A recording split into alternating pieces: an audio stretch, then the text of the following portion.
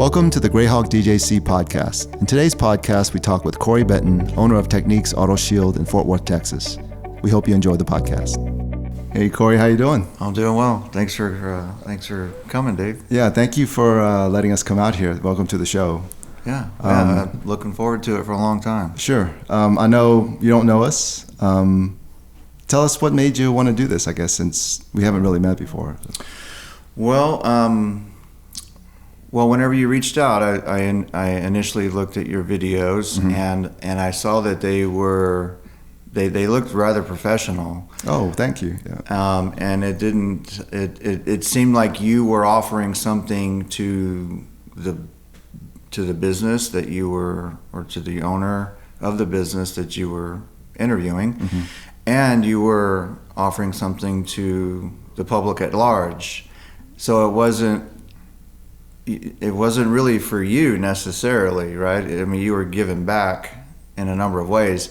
So the professionalism of it all and the format that you have, it was really attractive. Oh, well, thank you.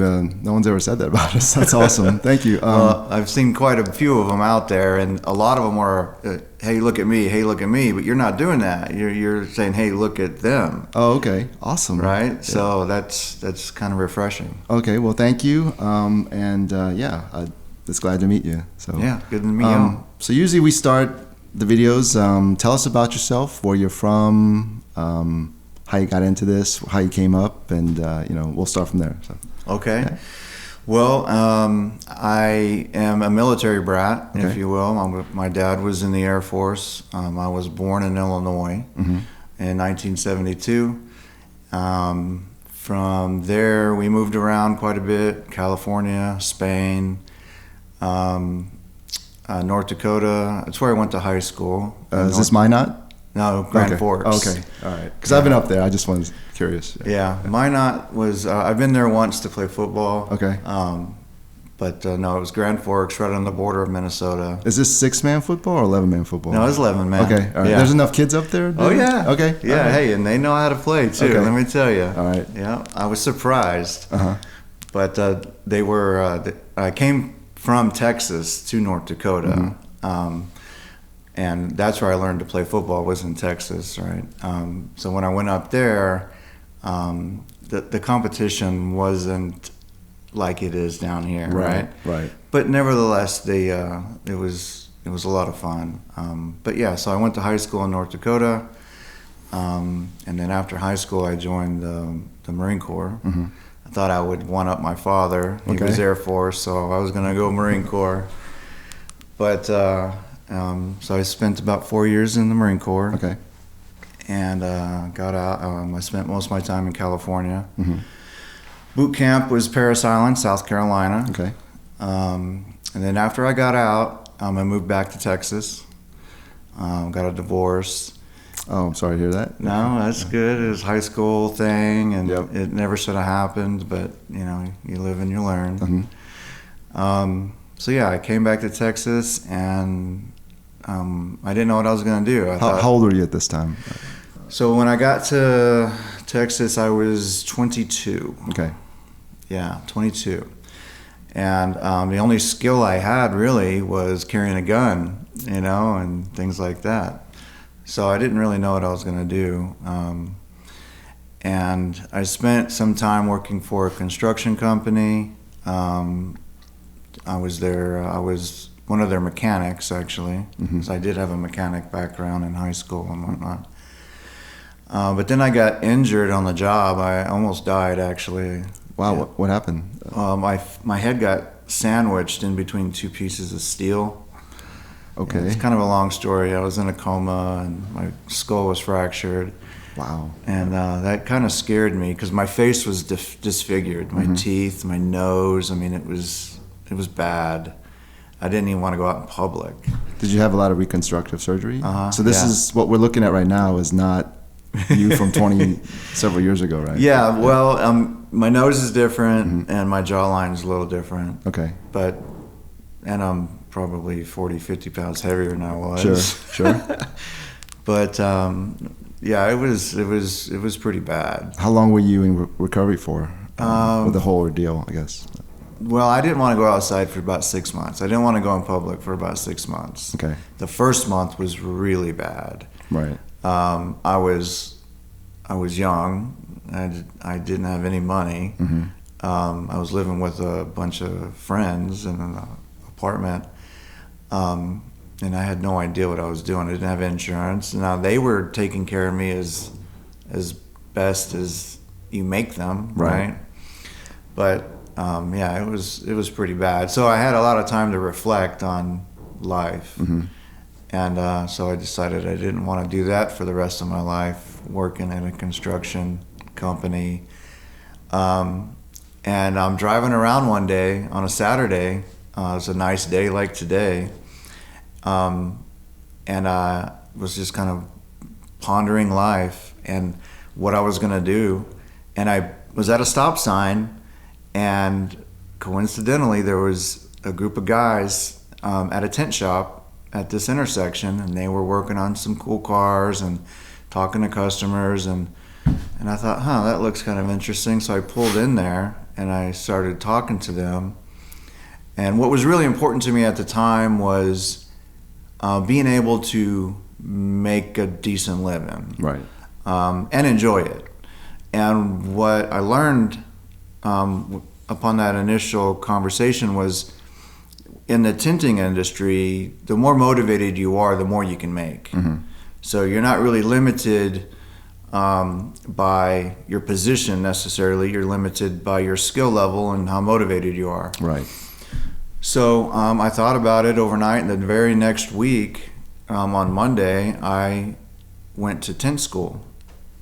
And back then, tent schools were they really didn't even exist. What year was this now? You think? 1996. Okay. Yeah. So you just found a tent school somewhere.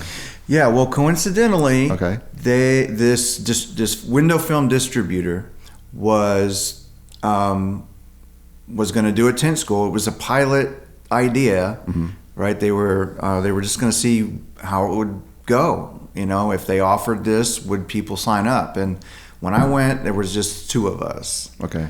And it was a week long. You went for about 5 to 6 hours a day, Mm-hmm. Monday through Friday, and they would just take you through the motions of what you do to tint a window and things like that. So you talked to the guys at the stop sign, and then you decided to go to tent school, Mm-hmm. and you found this guy who was starting a pilot program. So I'm talking to the guys at the tent shop, Uh-huh. right? And he tells me about. He's there.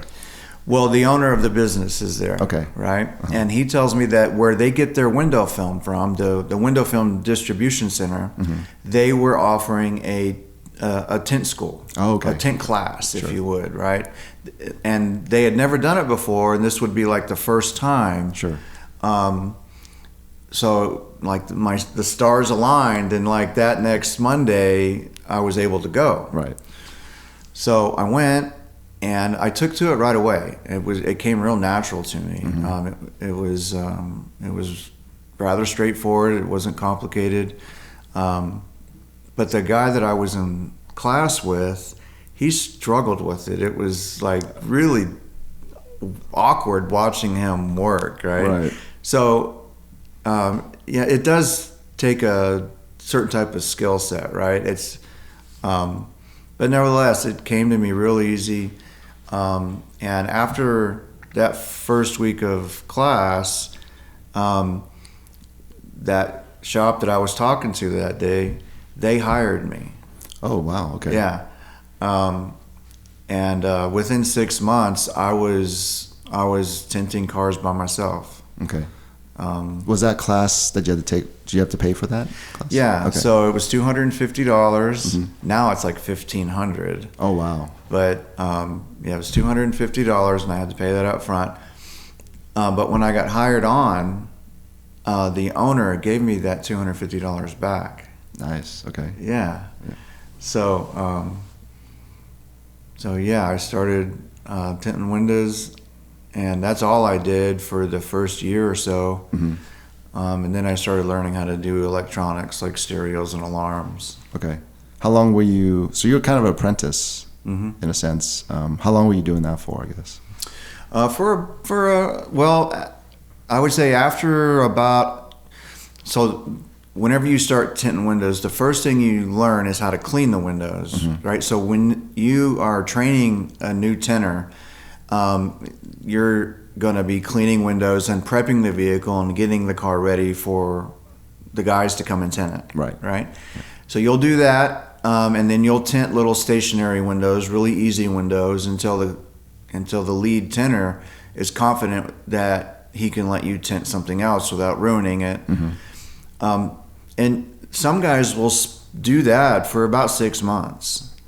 Okay. But after a month, I was tinting side windows all by myself. So it just naturally, you were just good at it. Yeah, basically. it just came natural to me. So after a month, I was tinting roll-up windows and quarter windows by myself without having to redo them. Then after the first month, I started learning how to shape and shrink the tint for back windows. Okay. The back windows are bigger Mm-hmm. and they're curved, so you have to shrink the film to fit the curvature of the glass. Okay. So that's kind of a whole nother level of skill. Right. And then you have to learn how to carry that big piece of film inside the back seat of the car, put it in there, and squeegee it out without getting it all dirty and wrinkly. Right. So, but that too came rather easy to me. Mm-hmm. So after a couple of months, I'm doing just about any car by myself. Right. I didn't have to because there were other tinters, but I could tint a back window, I could tint any door. Mm-hmm. So that kind of came rather quick, where sometimes it takes the guys 6 to 12 months to get proficient at not just like tinting a Toyota window, but tinting, Volkswagens and Audis. Wow. And because each car, although it's just a roll-up window, each car presents different problems. So if you like guys that tint windows at a dealership, Mm-hmm. they're tinting the same vehicle over and over and over again. Right. But for a guy that works at a tint shop that's doing different makes and models daily, that is a lot more difficult to do than tinting the same kind of vehicle over and over again. Is there a particular make and model that's particularly difficult to do in your business? Yeah. Hondas aren't necessarily fun to do. Okay. The older Corvettes were really bad. Mm-hmm. What makes them so difficult, I guess? Well, the curve of the glass, and how tight the gaskets are at the bottom of the glass or at the top of the door panel. Mm-hmm. So the more curved it is and the tighter the gaskets are, those are a little bit more difficult to do. You just need a better skill set in hands, I guess. For Yeah. this. Yeah. Okay. Yeah. Shrinking it properly, prepping the window properly, and cutting. Back then, you had to cut the pattern out, right? By hand? By hand. Okay. Wow. So, and today the computer cuts the pattern out for you. Sure. Okay. So back then you had to learn how to cut the pattern out and shrink it and install it. Guys that grew up tinting back in the 80s and 90s, their skill set was a lot more in depth than people that are learning to tint today. Because people that learn to tint today are used to grabbing the pattern off of the plotter, and I would much rather know how to cut the film out in the event there is no computer. You guys sound like sculptors or artists. Did you ever have an art background when you were going to school or anything? It's just ingrained in you, right? I don't know what it is because I can't paint, I can't draw. Right. I've never been good at art, but it does take a delicate touch. And it is very much an artistic type thing, right? But it's weird it's weird to think of it that way because I'm not artistic at all. Sure. Well, your canvas is the car, and if it's done correctly, it's beautiful to the owner, I guess. Yeah. Yeah. Okay. Yeah. I mean, it's very much an art form. Mm-hmm. And we do hear that, from customers that have tried doing it themselves first and then brought it to us. And sometimes the customer will watch us do, especially if they're a repeat customer and we're very familiar with them and they're familiar with us. Sometimes they'll watch and they'll make that remark that it looks like an art form. Okay. So how long are you at this tinting shop, and how long are you learning the trade before you're thinking about maybe I can go off on my own, I guess? So the first tint shop I worked for was Artec. They were rather popular in this part of Texas. And I worked for them for, I'm going to say, almost 4 or 5 years. Okay. And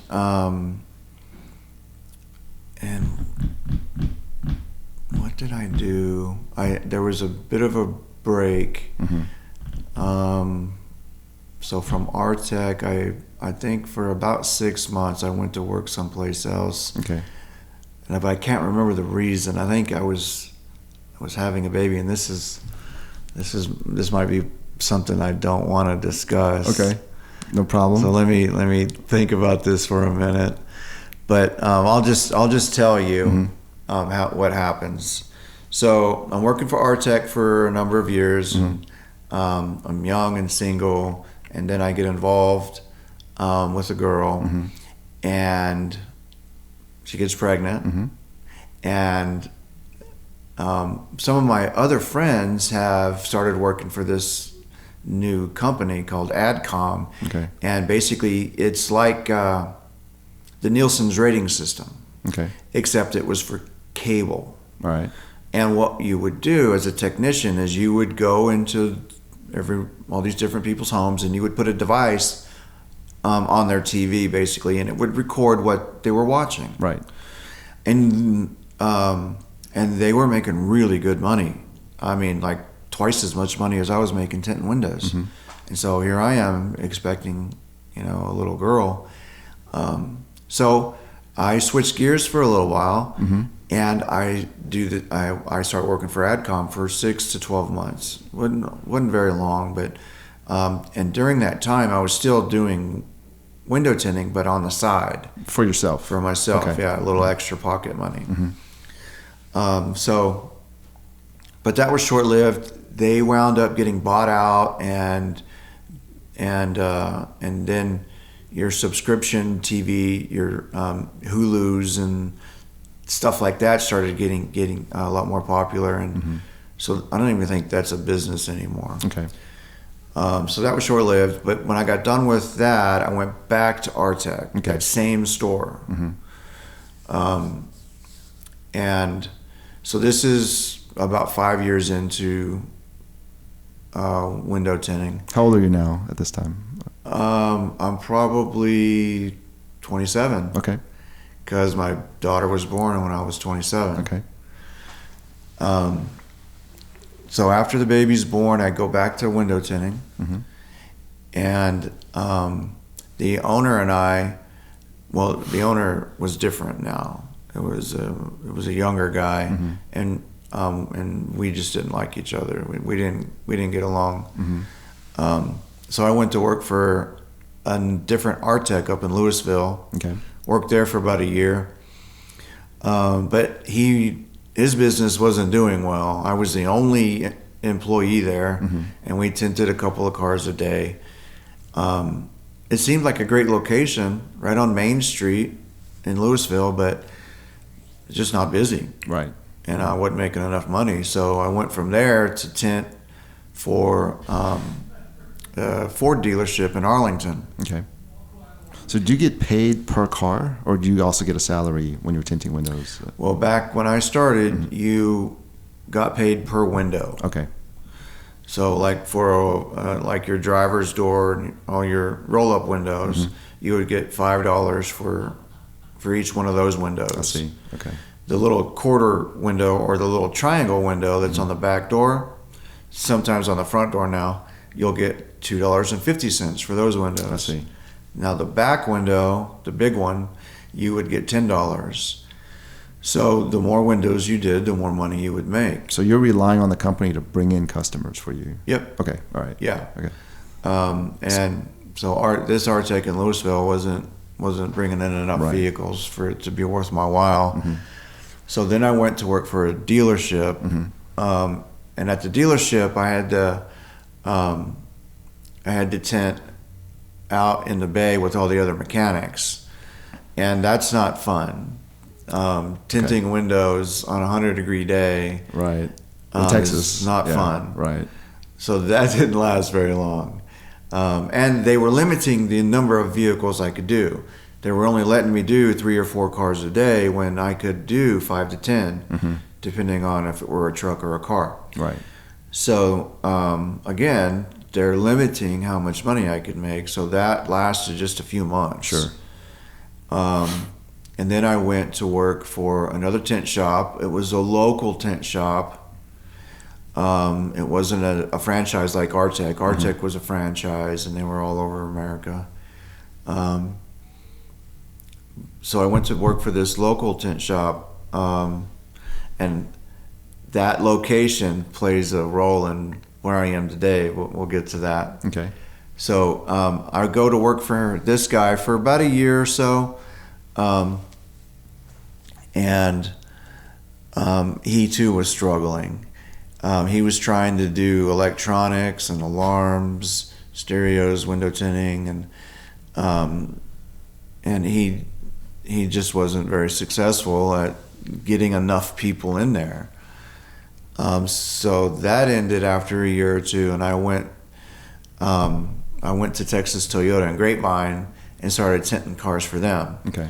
And that's when things really started to change, because they didn't limit the number of cars I could do. Matter of fact, I had too many cars to do by myself. Sure. I mean, I went from doing a couple of cars a day to doing 10 cars a day at Toyota. So I started making a lot of money. Right. And anyone that's worked at a dealership tinting windows, even to this day, those guys make a lot of money. Okay. If you can turn them around quickly. So window tinters that work for a dealership often make $75,000 to $150,000 in a year. Wow. You can make some good money doing that. But the problem with dealership work is you're at the mercy of the service director or the sales director. And often when you get a new service director in, they bring in their own guys. Okay. Or they bring in a whole new philosophy of doing things. Do they get rid of people too? If they bring in okay. Yeah. So you may be making a great living at a dealership for a year or two, but as soon as that service director moves on or gets fired, your life could change overnight. And it often does. And it may not be that you lose your job, but they change how they pay. Right. So instead of paying you per vehicle or a flag hour, they give you a salary. Right. And I'm sorry, but when there's 300 to 500 cars that need to be tinted in a month, I don't want to be paid salary. Right. You want the cars. I want the cars. Right. I want the commission, because that's where it's at. That's where you make your money. So I made a lot of money working for Toyota. On average, I made about $75,000 a year. Some years I made $100,000. Some years I made $60,000. But I was there for about the better part of 7 years. I was with Texas Toyota. And although I was young and dumb and blew just about all my money, I was able to save some. I did have a 401k, and I was putting $500 to $1,000 into my 401k a month. Wow. Okay. So I was there for about 5-7 years, and then 2017 comes along. All right. And if you remember, 2017, 2018, that's when the housing market crashed and the economy followed it. Okay. But before the economy crash, I actually started dating a girl that worked at the dealership. Okay. And she's my wife now. We have, Awesome. three or four kids. And but anyways, to get back to the career part of it, I hope this isn't all jumbled up. No. You're going great. Follow. You're doing great. This is interesting. Yeah. Okay, so 2000 and no, it's 2008. Okay. 2007, 2008, not 18, 17. Sure. I was 10 years off. Okay, so I'm at the dealership from 2000 to 2007, somewhere around there. Mm-hmm. And then the housing market crashes. All those subprime loans came crashing down. And believe it or not, I had one of those loans. I had a subprime loan. Okay. But I was able to pay off my home. Mm-hmm.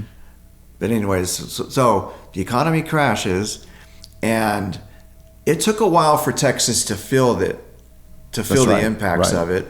But eventually, Texas started to slow down. Mm-hmm. And one of the first things to go was the automotive market. So where I was tinting 300 or 400 cars in a month, all of a sudden, and really like in a matter of a couple of days, I stopped seeing cars be delivered to Toyota. The trucks that brought all the cars to the dealerships, we would see 1 or 2 deliveries a day. Mm-hmm.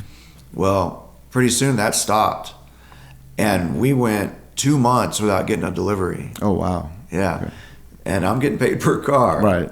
And you got a family. And I got a family now. Right. So, things are getting a little hairy, and I got a couple of kids, mm-hmm.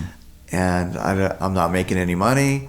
I haven't touched my 401k yet, but all the money I had saved, that was dwindling down. For the better part of 2 months, I went without a check. Right. And so me and my girlfriend at the time were, talking about, what am I going to do? Am I going to go to McDonald's or, and for somebody that's making $100,000 a year, for all of a sudden, hey, this isn't going to be here tomorrow. Right. That's psychologically hard to deal with, right? Yeah. And especially, losing your job and whatnot, that's tough. But losing your job with a new family, right? All of a sudden, I got to grow up big time. Mm-hmm. I'm like, dude, I got a massive decision to make here.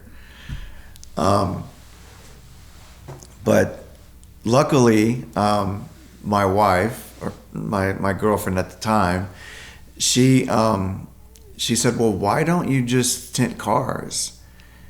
And I go, well, I'd love to do that, but where am I going to do it? I can't do it in my garage. Mm-hmm. I got a single car garage. And the economy's not doing real well anyways. So, how am I going to do that? And she goes, I don't know. Why don't you just open up your own business? Take out your money from your 401k and start your own business. Right. And I'm like, that's crazy. What are you talking about? Right. I can't do that. So the next day I started making phone calls. Mm-hmm. I started calling some of my old employers. And one of the shops that I went to work for, that local tent shop that I worked for several months, well, he had closed his doors. Okay. And that was in the same town that I lived in Euless. Okay. And it was December, I remember, 2008. Mm-hmm. And as I am talking to him on the phone, he's in his vehicle moving to Florida. All right. But the shop is still there. Mm-hmm. Nobody's taken it. He still had the keys. He was still paying rent. And I said, well, what are you going to do with the shop? And he goes, well, I'm just going to have to let it go. And I said, well, would you mind if I gave it a shot? Maybe I could keep the shop open for you as you are moving to Florida. Mm-hmm. I can keep your business going and maybe buy it from you one day. And he goes, sure, man, go for it. So I got the keys from the landlord. Okay. And it was December. There was no electricity. There was no gas. And I didn't have any money to turn it on, and I didn't know if I wanted to turn it on. Okay. Because I didn't know if this was going to work. The phone number was working, and I had it forwarded to my cell phone. Cell phones did exist back then, Okay. just barely. But I would go there at 9 o'clock in the morning, and I would wait for the phone to ring, and the phone didn't ring much, but people were coming to the store. Okay. So people are coming in, and they're just wanting their windows tinted. And I had purchased some film from a distributor, a film called Matico, and I had 3 different boxes. It was all the same film, but there were 3 different shades, Okay. 3 different darknesses. And so someone would come in, and I remember the very first lady that came in, she had a white BMW, and I charged her $150 to tint her car, and it was all cash. So, and after the first week, I had $1,000, right? And that's pretty close to what I would expect my weekly paycheck to be, at the dealership.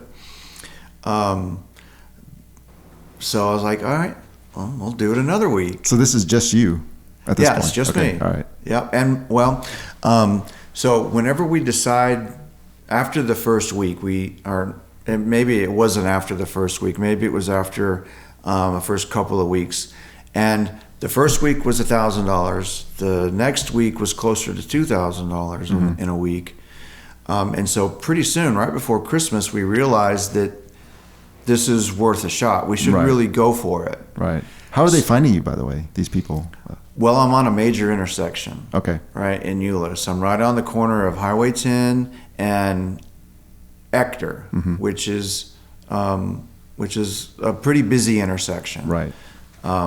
So yeah, people are just driving by and they see a tint shop and they pull in. Okay. So me and my girlfriend decide that we're going to, do it right. So she gets all of her tax returns, right? So she takes all of her, it was about $5,000, maybe even a little more than that, and she gives it to me. And I take that and I buy film and all the stuff that I'll need. I get the lights turned on, I get the gas turned on, and then so we start opening up, and then after the first month I need more money. That's when I drained my 401k. Okay. It wasn't a significant amount of money, but it was enough. I started the business with $5,000. Right. And after the first month, I injected another, $5,000 or $10,000. But that's really all I had was $5,000, and after doing some research, that's on the average, that's what people have to start their business. Sure. It may have changed, but on average, if you've got $5,000 and some motivation, that's what a lot of people start their business with. So when did the business become officially yours, and you changed the name and you got, everything squared away from your former employer, I guess? Right. So after Christmas, I don't remember. It was just a couple of months. It wasn't very long. But initially, so I'm running the business, and the whole angle of it was we're going to keep Allcraft, which was the name of the business. We're going to keep it going. Well, pretty soon I realized that the Allcraft name came with a lot of baggage that I had nothing to do with, right? I didn't have anything to do with. Right. So I started getting, a lot of customers that needed things fixed, and the product that he used was not a very good product. So I had to get rid of. I had to distance myself from that whole thing, and so it was a couple of months after getting going that I called him up and I said, I'm not going to keep the Allcraft name, and he was kind of upset about it, right? Because he thought that he was going to start getting some money out of me, but yeah, it was just a couple of months later, and then I decided that I'm going to go and get my own DBA, and that was kind of an interesting process, because for a long time, years, I thought about, what I would call my own business. Right. I'm sure a lot of people I'm gonna call my business this. Well, I drive up to the tax office to get my DBA, and my mind goes blank. I'm like, what am I gonna call my business? Right. And I remembered Techniques. That's something that I've always liked as a business name.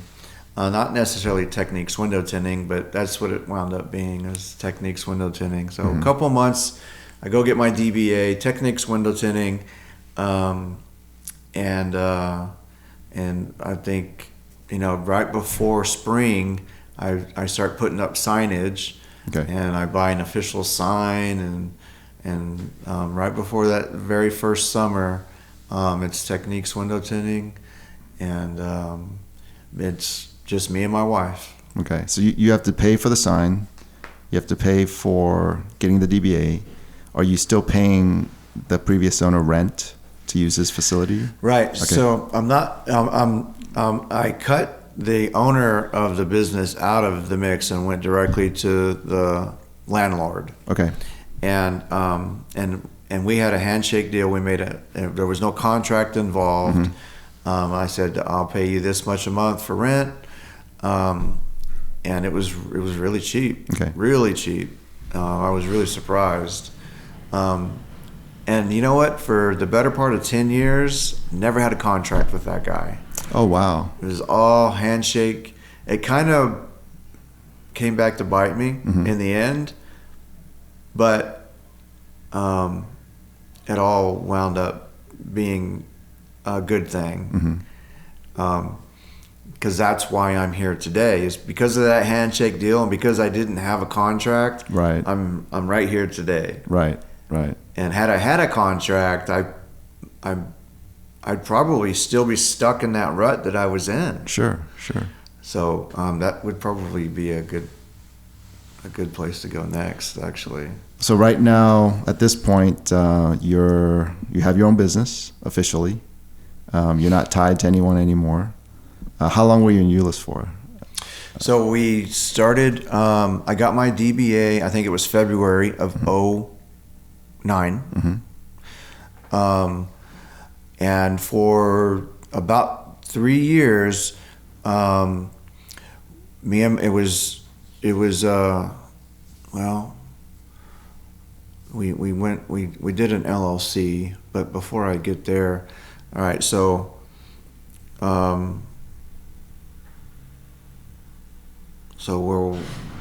it's just me and Amanda for the first few months, and then springtime comes, and we're starting to get more and more customers, so I hire my brother-in-law to help me tint windows. And he also knows how to do electronics, so he stayed with me through the winter. That next spring, I had to hire another window tinter. And so then you're growing. I'm growing. Yeah. Right. After 1 full year, I've got 2 people on the payroll, plus me and my wife. And now I'm having to pay taxes. Yep. I'm becoming a real business, and I've got all these hands to feed, including the IRS. Right. And after about 2 or 3 years, I owe the IRS, $25,000 because I'm not taking care of my payroll taxes properly. And so after talking to a couple of accountants and whatnot, I realized I need to form an LLC. So I form an LLC that helps me with the taxes, but doesn't help me with the back taxes. Right. But thankfully, my wife is, she's very good about not forgetting to pay things, right? And so she slowly starts to take over the back end of the business and making sure everything's paid on time and all that. And we form an LLC. We start making payments on our back taxes, and from 2009 until for about 10 years, 2018, 2019, we were in Euless. Okay. And I had 4 people on the payroll year round. And now I've got 5 people on the payroll year round. Okay. But that's one thing that I struggled with in the beginning, was keeping everyone that I had employed in the summer, keeping them on the payroll through the winter. Because during the winter, things would get real tight. We would either have to let one person go or 2 people go. Right. People don't tint their windows in the wintertime, right? Yeah. No, it's not something that people think about very much during the winter. But they do think about protecting their vehicle a lot during the winter, because we find we do a lot more paint protection services when it's cold. When it's hot, people are concerned with the heat. So then we started focusing less on electronics and more on paint protection. Initially, it was paint protection film, and now it's ceramic coatings. Sure. So when did you decide to move to your current location in Fort Worth? So we're in Euless for about 9 years, and my neighbor, my business neighbor, sends me a letter in the mail telling me I had 30 days to vacate. Oh, wow. And this is coming from my neighbor, not the landlord.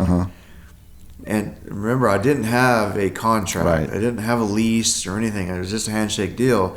Well, unbeknownst to me, right before Thanksgiving, my neighbor bought my building. And I didn't even know it was for sale. Sure. And I get a letter in the mail saying that basically by Thanksgiving I gotta be gone. And so much like when the economy took a dive in 2008, now I've got to move my business. Right. And so I kind of have that same feeling again, like, what am I going to do? But instead of freaking out about it and making a knee-jerk reaction decision, which I had done in years past, I decided to look at this as an opportunity, because I lived in Euless for 15 years or more. My business was in Euless for about 9 of those years. I had moved out to Justin, and for about 3 or 4 years, I was driving from Justin all the way to Euless. Right. That's a 45-minute drive on a good day. So I was looking for a reason to move the shop so it's 2009. No, I'm sorry. After 9 years of being in Euless, business is kind of stagnant.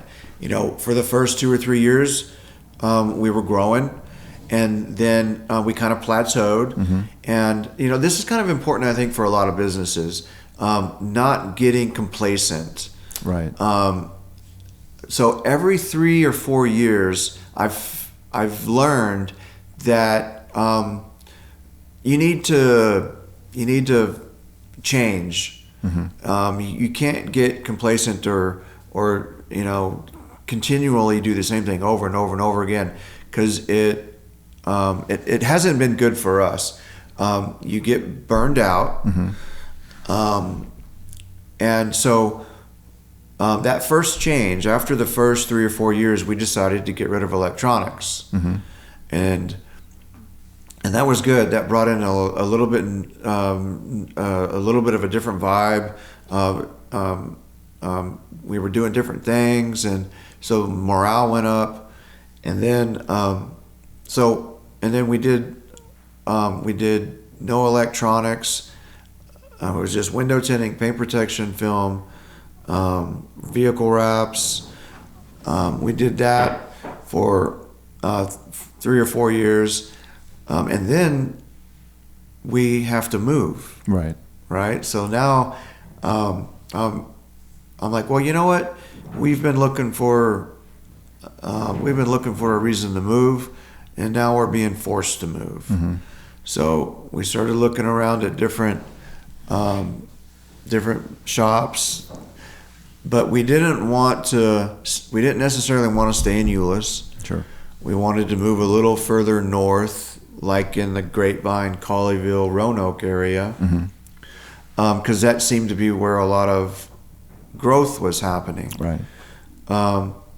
But I had an automotive business, and those towns are not automotive business friendly. Mm-hmm. They wouldn't give me a certificate of occupancy in the areas that I wanted to be in. Sure. So in a good location, you're not going to run an automotive business in Grapevine or Colleyville or Southlake, or you're going to be, if you have an automotive business, you're going to either have to have connections or you're going to be put in the industrial park, which is not where I wanted to be.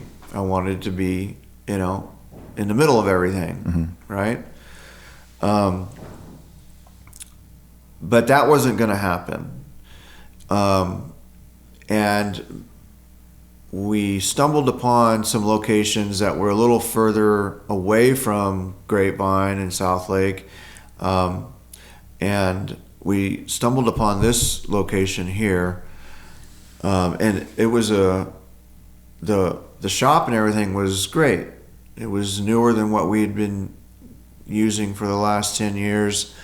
The only thing that wasn't great was the location necessarily, right? Mm-hmm. Geographically, it was in a good area, but it's not on a major intersection. Mm-hmm. It's not on a busy road. Matter of fact, my shop's on a dead-end road right now. Right. And in years past, that was a death knell for a lot of businesses. Mm-hmm. But while I'm going through all these changes as a business over the years, the internet is changing how you do business. Right. And in my business, being on an intersection isn't as important as it might be for somebody that sells clothes. Mm-hmm. Because somebody that's going to come here, they're usually going to do some research first. Right. So I decided to put a lot of money into my website, and we said, you know what, we're gonna move to a great shop, and we're gonna trust that it's gonna work out, and that's exactly what we did, and business has never been better. Plus, this area is booming as far as growth and construction. This part of Fort Worth, right? Yeah, it's grown quite a bit just in the last 3 years that we've been here. A lot of residential neighborhoods are being built. A lot of businesses are being built. They're expanding roads. This road out here is actually going to be a through road soon. And pretty soon it'll probably be time to move from here. Right. So tell us about Techniques Auto Tinting, what you guys do, and what makes you different, you think? Okay. Yep. Well, we of course do window tinting. We do paint protection film, and we do ceramic coatings. Okay. We also do color change wraps. A lot of people confuse wraps with paint protection film. They're similar but different. Okay. But essentially we do those 4 things: paint protection film, window tinting, ceramic coating, and wraps. All right. We don't do electronics. We don't do accessories. And we really don't even detail vehicles. Although when you do a ceramic coating, that does involve the car getting detailed.